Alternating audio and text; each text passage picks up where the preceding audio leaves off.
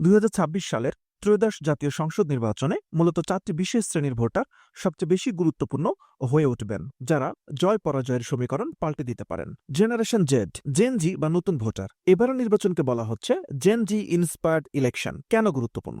মোট 12,77,00,000 ভোটারের মধ্যে প্রায় 44% বা 5,60,00,000-এর মতো ভোটারের বয়স 18 থেকে 37 বছরের মধ্যে। এর মধ্যে 5 মিলিয়নেরও বেশি তরুণ এবারই প্রথম ভোট দেবেন। প্রভাব: এ বিশাল তরুণ গোষ্ঠী গত 15 থেকে 17 বছর কোনো সুষ্ঠু নির্বাচনে ভোট দেওয়ার সুযোগ পায়নি। তারা প্রথাগত রাজনৈতিক আনুগত্যের চেয়ে সুশাসন, কর্মসংস্থান এবং সংস্কারকে বেশি প্রাধান্য দিচ্ছে। এদের ভোট যেদিকে যাবে, পাল্লা সেদিকেই ভারী হবে। সুইং ভোটার ও দোদুল্যমান আওয়ামী লীগ সমর্থক। আওয়ামী লীগের নিবন্ধন স্থগিত থাকায় তাদের একটি বিশাল সমর্থক গোষ্ঠী ও সাধারণ ভোটাররা এখন ফ্রি এজেন্ট বা দোদুল্যমান অবস্থায় আছেন। কেন গুরুত্বপূর্ণ?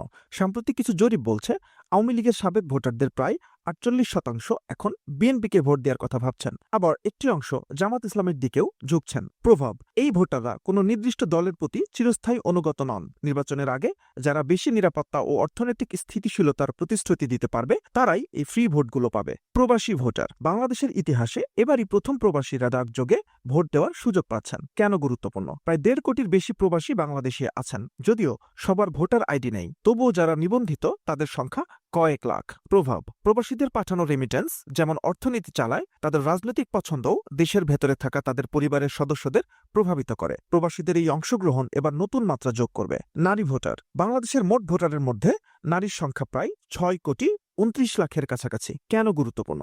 জরিপ অনুযায়ী পুরুষ ভোটারের চেয়ে নারী ভোটারের বৃদ্ধির হার 4.16% বেশি। প্রভাব: নারীরা সাধারণত সামাজিক নিরাপত্তা, দ্রব্যমূল্য এবং পরিবারের সুরক্ষার বিষয়গুলো দেখে ভোট দেন। বিশেষ করে গ্রামীণ নারী ভোটারদের মন জয় করা যে কোনো দলের জন্য বড় চ্যালেঞ্জ হবে।